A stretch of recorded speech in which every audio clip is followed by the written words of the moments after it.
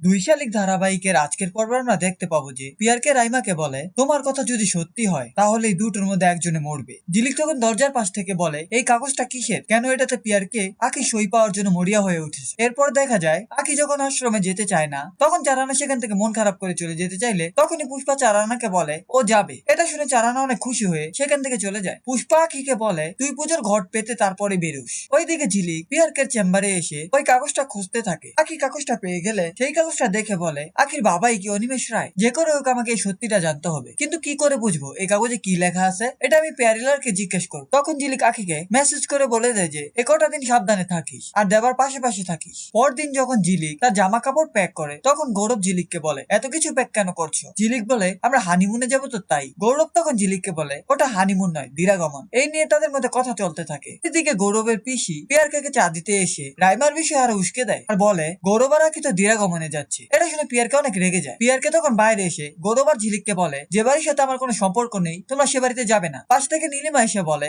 আমার আছে, আমার ছেলের আছে। তখন পিয়ারকে নীলিমাকে বলে, তাহলে এইসব তোমার চাল। তখন সেখানে গৌরবের বড় মা এসে বলে, বিয়ের পর মেয়েদের দিরাগমনে যেতে হয়, আর আখির তো কেউ নেই, তাই ছোট দাদার বাড়ি যাচ্ছে। পিয়ারকে তখন বলে, আমি তো এই বিয়েই মানি না। গৌরব বলে, আমি তো মানি। এই ছিল দুই শালিক ধারাবাহিকের আজকের আপডেট। পরবর্তী আপডেট গুলো সবার আগে পেতে চ্যানেলটি সাবস্ক্রাইব করে পাশেই থাকুন।